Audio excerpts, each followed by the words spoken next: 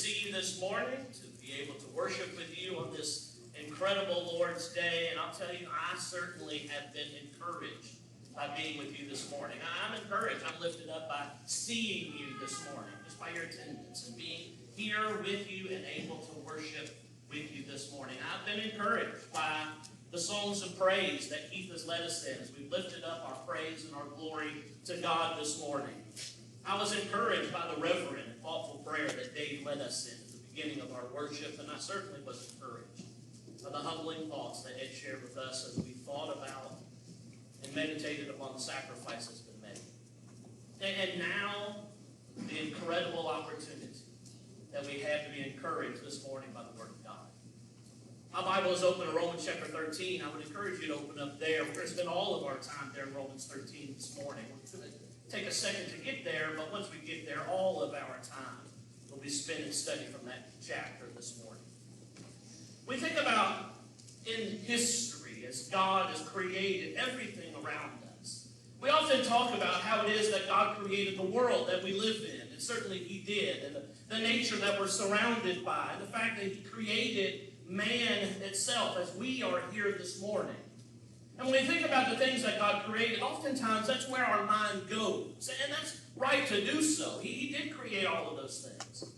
But also, as we study through His Word, we are able also to see that God also created not just the tangible things that we're able to see and to witness, but He also created and established institutions. I'm going to give you an example of 3 of those institutions that God established, that He created, that He set in place.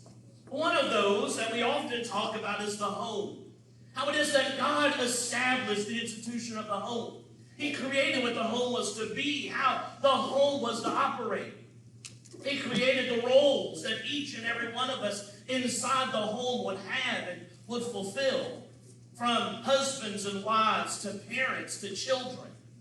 And we'll make the point, and rightly so, that God is the one who created the home. And so He is the one that is in a position to dictate things about marriage. And He's in the place to dictate things about parenting and how the home is to operate. And we make the point all the time, and again, rightly so, that we're not in a position to go against that in any way.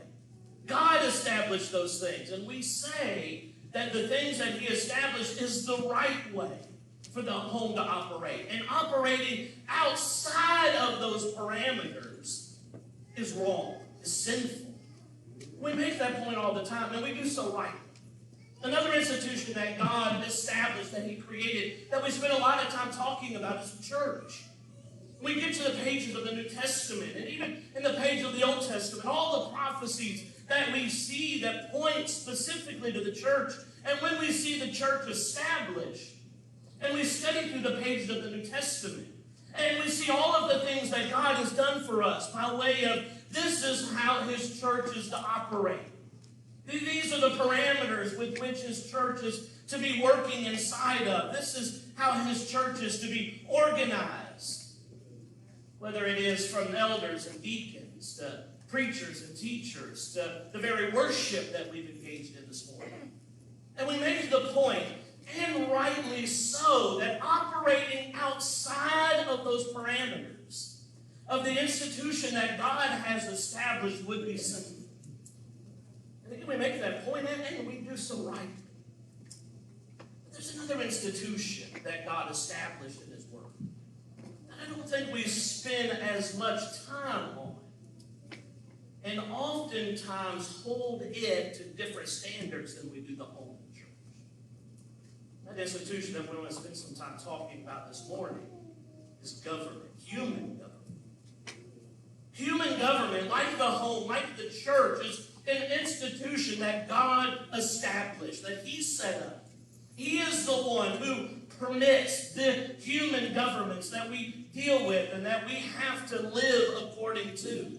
He is the one who gives the authority. He is the one that established those things. And yes, in His Word, He has given us parameters to live by with regards to our relationship with our government. And just like with the home, just like with the church, I will contend this morning that working or living outside of those parameters that God has set up with regards to our relationship to government is sinful. But it just seems to be a point that we don't make as strongly as we do with regards to the home of the church. So I want us to start this morning with that idea, that these are things, these are institutions that God established. He is the one who created it. He is the one who has set the parameters. And so like the passage that said right for us in 1 Peter chapter 2, and here in this passage of Romans chapter 13, we see some things with regards to our relationship specifically to our government. I had you turn to Romans chapter 13. We're going to jump in there. That's where we're going to spend all of our time this morning. Just by way of context to kind of help us out a little bit. The book of Romans here, as Paul pens this letter to the brethren living there in Rome, and he's writing to brethren in Rome, living at now the very heart of the Roman Empire. They are brethren in Rome. And although the incredible persecution that the Roman Empire is going to lay on Christians may not yet have taken full hold here as he writes this letter, it certainly is on the way. He's writing this letter to people who are living in the very heart of the Roman Empire, and I want you to keep that thought in your mind for what he has to say to these people. The question that we have that we'll discuss today, well, what should be our relationship? What should be our relationship that a Christian has to the government that they live in? That's what I want us to think about this morning. We'll be reading from Romans chapter 13, and we'll be thinking about those things that Paul writes to those brethren. But for us this morning, the applications are going to be based on not my relationship to the Roman government that he's writing to here, or even my relationship to any other government, in any other place in the world, at any other time in history. The applications need to be made about my, today, 2020 relationship to my government, whether that be national or state or even local. The application needs to be, how is my relationship to me today? There are several passages certainly that can help us with that topic. Here, Romans chapter 13 is going to be the key component to that. As Paul brings this book of Romans to a close, that's what we're doing. You can probably turn, I can turn 2 pages of my Bible and get to the very end of the book of Romans. 16 chapters, and we're here in chapter 13. He is at the end. He is winding down this book. And like he does in a lot of his writings, even though the book of Romans is a bit longer than some of his other epistles, a lot of them are structured very similarly. And then he begins, certainly with introductions, and then you have kind of the middle portion where he'll hit doctrine very heavy and some specific teaching that the people that he's writing to need to think about. And he often will close his epistles with some very practical application. Here is what we've talked about and what it looks like. And that's where we are here in Romans chapter 13. He has, really beginning in Romans chapter 12, been giving them very specific, very practical, very applicable things to think about with regards to their relationships. And so in chapter 12, he'll talk about their relationship to God specifically. As we made reference to recently in a sermon, he talked about their relationship with one another as members of the church. He'll talk about their relationship at the end of chapter 12, even with their enemies. And here in chapter 13, their relationship to the governing authorities.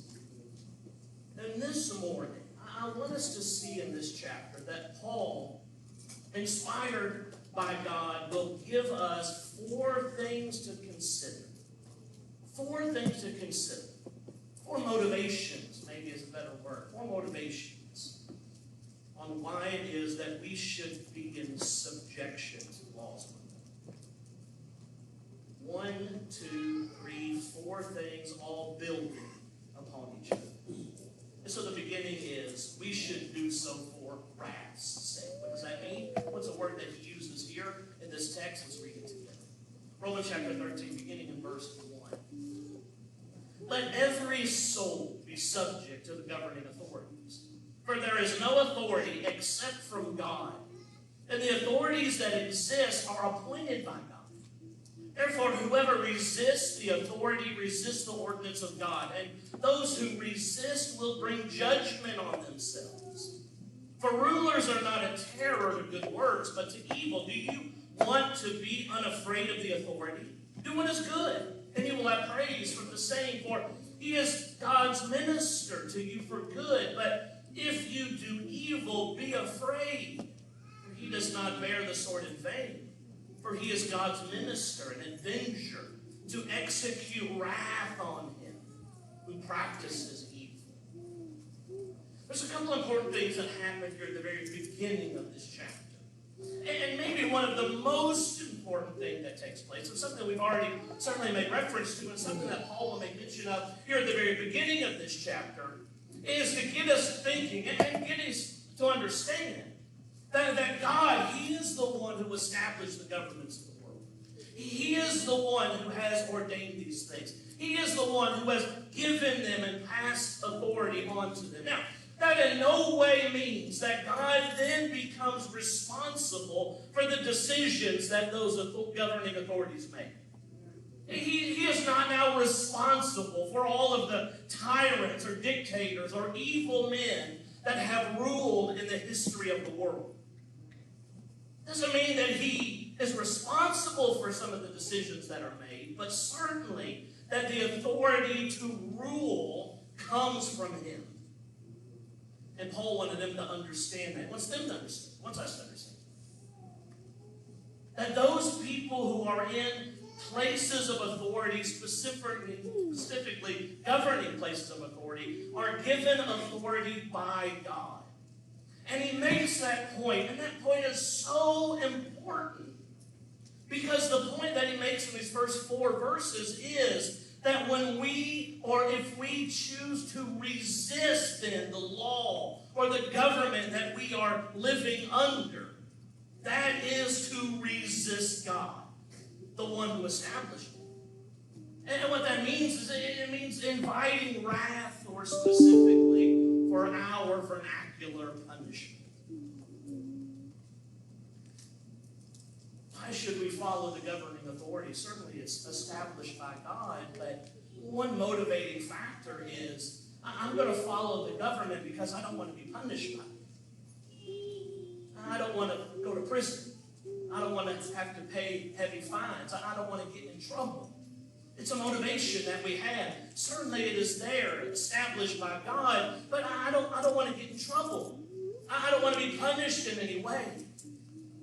Because of that, then I will respect the governing authorities. Why? Because God has placed them in that position.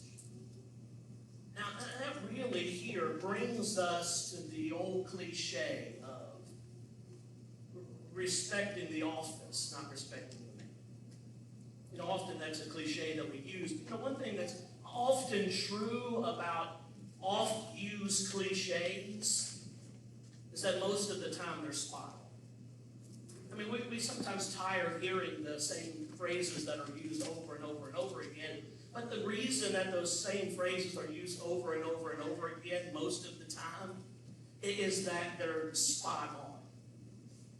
And that's what we see here in Romans chapter 13.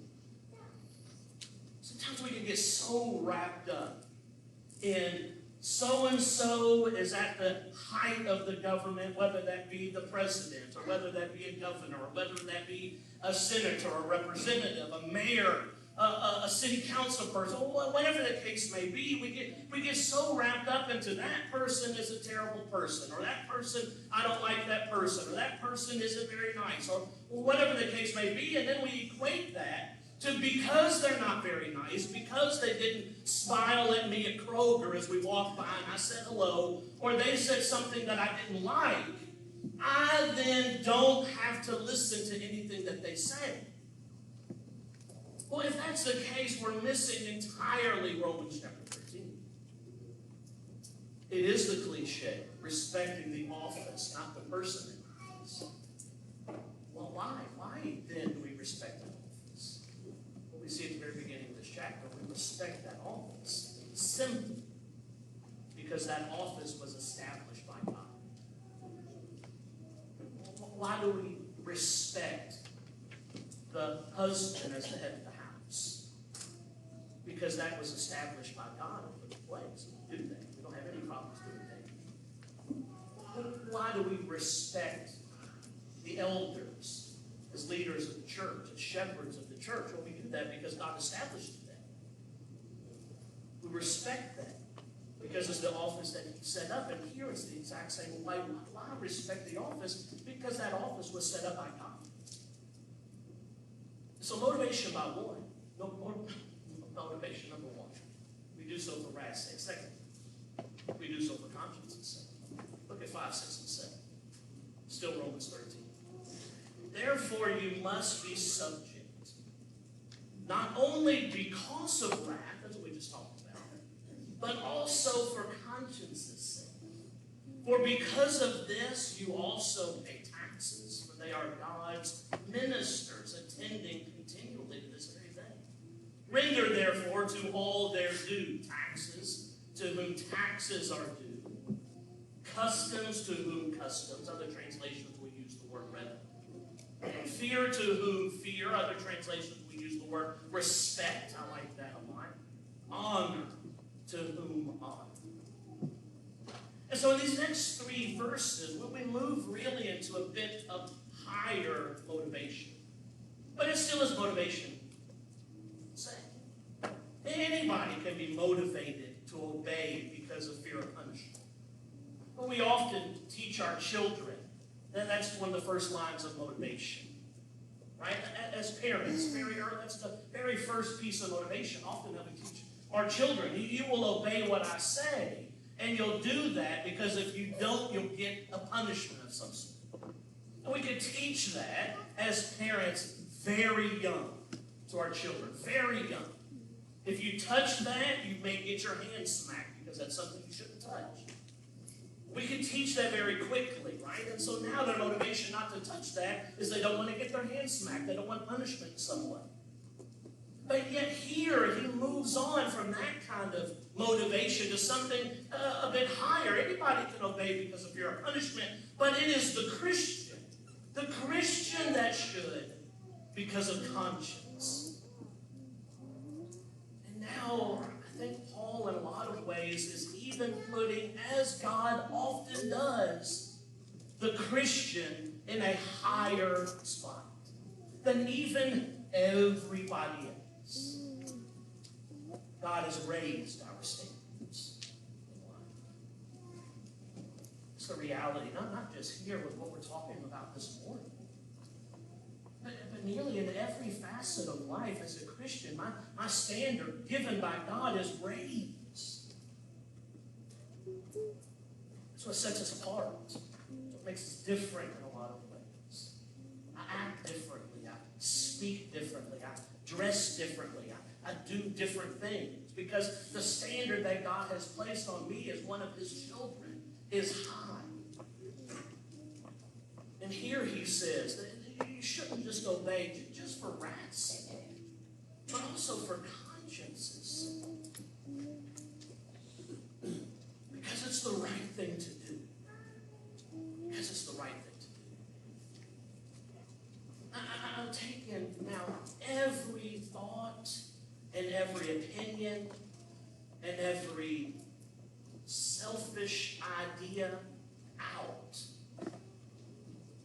Because God has asked me to do this and it's the right thing to do. Now you may say, well, does that come in every category? Does that come in every place, in every circumstance? Well, what about Acts chapter 5 and verse 29? You ought to obey God rather than man. Listen, I'm pro Acts 5 and verse 29. This is not in any way an anti-Acts 5 and verse 29 lesson. I'm very much for you ought to obey God rather than me. I'm very much for that. I feel like maybe I need to say it just 2 or 3 more times. I am pro Acts 5:29. I know this is being recorded. I guess it can be edited in all kinds of different ways, but I'm very much for Acts 5 and verse 29. You ought to obey God rather than men. Absolutely. But oftentimes when we talk about Acts 5 and verse 29, our application of that is way off the mark. Way off the mark. Sometimes I like to remind people, why don't you go back to Acts 4 and 5 and read those passages? And read that text when the apostles were there and their government said, do not speak about Jesus. Don't do it. You cannot talk about Jesus. And on one hand, they had their government saying, you cannot talk about Jesus. And on the other hand, they had over here God who says, you must talk about Jesus. And so they're in the middle of that. And they're saying, I've got the government saying, you cannot talk about Jesus. And you have the other side, God, who says, you must talk about Jesus. I cannot obey both of those things. I cannot do it. It is an impossibility to obey both of those things. So what do we have? Acts 5 and verse 29. I ought to obey God. Right? When those are in absolute, complete conflict, I'm now obeying God because God says I must talk about Jesus. That's Acts 5 and verse 29. Let me tell you what doesn't fit in Acts 5 and verse 29. Things that I don't like. Things that are inconvenient. Even things that I deem as stupid or baseless or just don't make any sense. If it is possible to obey both the government and God, God has called on me to do that. And maybe I won't like it. Maybe I think it's a dumb idea. Maybe I think it's stupid. Maybe I think it's certainly inconvenient. Or maybe I just don't think it's the best way. None of those things matter. And if we try to throw in, well, I've got to obey God rather than men, we've misapplied that passage completely. What we need to consider this morning is that when we think about if it's possible to obey God and obey the government, I am obligated to do both. If it is only possible to obey one, such as you cannot talk about Jesus, you must talk about Jesus. If it is only possible to obey one, then it is God every time. We are commanded to pay what we owe. Respect, honor, taxes, customs. We are obligated by conscience, because it is the right thing to obey what the government says. If it's possible to do so. I have to erase my personal thoughts. I have to erase those. Now, I can stand up here and say, boy, those words came out very easy. But to push aside selfish thoughts, and that's what all of those things are. Right? I don't like it. It's inconvenient. I don't think it's the right way. I would do something different. I think it's stupid. I think it's dumb. I think it's baseless. Whatever. All of those thoughts are selfish thoughts. Those things are difficult to push aside sometimes, but certainly not impossible. How do we know that? Because God has called upon His children to do it. That tells me it's not possible. Thirdly, now verses 8 and 10. Owe no one anything except to love one another. For he who loves another has fulfilled the law. For the commandments, you shall not commit adultery, you shall not murder, you shall not steal, you shall not bear false witness, you shall not covet. And if there is any other commandment, are all summed up in this saying, namely, you shall love your neighbor as yourself. Love does no harm to a neighbor. Therefore, love is the fulfillment of the law. And sometimes we will read this passage on the government. We will oftentimes stop there at verse 7. And we think, well, now at verse 8, he's talking about something completely different. We like to put a huge giant period there, and then we're going to move on to a different thought. And maybe he shifts gears a little bit here, but certainly we're in the exact same context. And I think in a lot of ways it fits exactly with what we've been talking about. Well, we are to be subject. We are to respect. We are to honor the government because it is something that God has established, and we do so for wrath's sake. We do so for conscience's sake. We do so for love's sake. Love one another is one of the most basic principles of the Christian's life. It's one of the most basic principles. It often is the right answer to lots of questions. Oftentimes, we may make a joke in, Bible class when, there's a question out there that God or Jesus is often the right answer to a load of questions, and it is. But love is as well. A lot of questions. The answer is love. Because it is one of the most basic principles of the life of a Christian. I want you to think about this whole section. Paul is centering in on the very heart of the issue. For a little wordplay, it's the heart. We love everyone. At the end of chapter 12, he spent several verses talking about the importance of having that kind of love even to our enemies. Why? Because that's a basic principle. Love one another.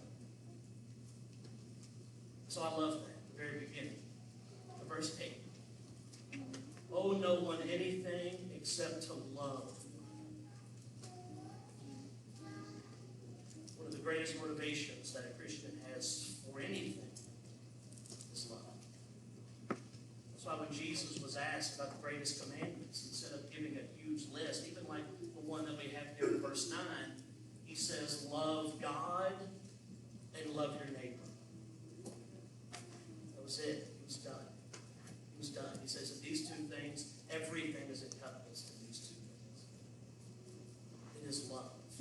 We are motivated by love in every category, even this one. Let's finish it up. Verse 11. He says in verse 11, and do this knowing the time, that now it is high time to awake out of sleep. For now our salvation is nearer than we first believed. The night is far spent, the day is at hand. Therefore, let us cast off the works of darkness, and let us put on the armor of light. Let us walk properly as in the day, not in revelry and drunkenness, not in licentiousness and lewdness, not in strife and envy, but put on the Lord Jesus Christ, and make no provision for the flesh to fulfill its lusts. I was thinking about this week as Paul is writing to the group of brethren there in Rome, what their life would have been like. I made mention, even though we're mindful of an incredibly difficult persecution that Christians will endure at the hands of the Roman government. As the brethren are reading this, they're not in the middle of that, even though it is certainly on the way. But yet they're also living in a place as Christians, maybe they're Romans themselves, but certainly a government that is in every way different from their relationship with God. He talks to them about being subject to them, paying their taxes to them, giving them honor, giving them respect. Because you don't want to be punished, because it's the right thing to do, because we are called upon to love. This final motivation, after we've given the motivation of fear, conscience, and love, he finally calls upon their devotion to Christ. He reminds them, you want to be found faithful in this life or when he returns. And so in light of that, Paul provides three very short admonitions, and I think they're very applicable, certainly for them and certainly for each and every one of us. Three three very short admonitions in these few verses at the end. And they all end with the word up. Number one, he said, you need to wake up. You need to wake up. Don't be sleeping on these kinds of things. It paints a picture of urgency, of thinking about it today, of thinking about it right now. You need to wake up. Secondly, you need to clean up. You need to make sure you're handling things the way that God would want you to handle things, in the light, not in the darkness. And I think finally, he admonishes them to grow up. You are a child of God. You do things differently than the world does things. It is time to grow up. I was thinking about this week, what incredible admonition, certainly for them, but for us as well. Because you know what? We've got to wake up. Our time is short. Just like their time is short, our time is short. We've got to clean up. We've got to grow. Sometimes that growing up is pushing the selfishness of our attitudes and mindset, even with regards to government officials, out of the way. Because that's what God has called upon us to do. I want to close with one final thought. One very last thing that I was thinking about this week that I think we see here in Romans chapter 13 is that Christians ought to be the very best citizens wherever they are. We are to be the very best citizens wherever we are. Now, we may not always agree on our politics or even our politicians, but we can all agree on our attitudes towards the government in charge. What that means in an application is that a Christian, a child of God, will be the very best citizen in any place. We could live in a charged up, currently, society. Lots of thoughts, lots of attitudes coming from lots of different places. Whether it be from ourselves, or whether that be from the news, or whether that be from our friends, whether that be from social media, lots of different places, lots of different thoughts, lots of ways. But as a Christian, I get my thoughts, I get my thinks, I get my attitudes, I get my characteristics from one place. And that's not in my own self. It's certainly not in anyone else. It only is from God. We want to try our best to play the, well, listen. We just can't apply some of those things at the time that we're living in because it's so different. I would encourage you to read in your New Testaments about when it moves into the heavy physical persecution that comes down. We may not have it there in the book of Romans, but it certainly is in the New Testament talked about frequently. You'll never see God say, fight against the government.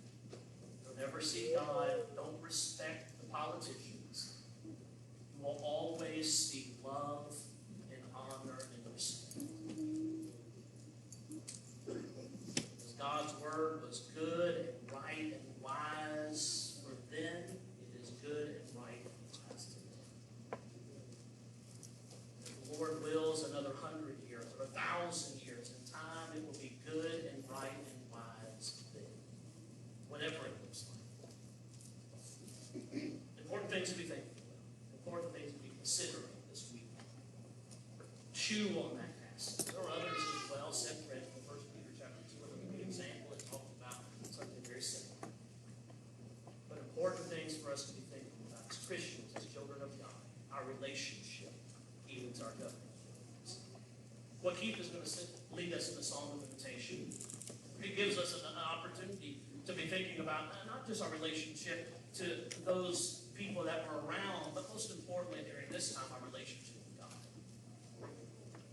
We'll have an incredible opportunity as we sing the song to think about that relationship. And it may be that relationship is broken.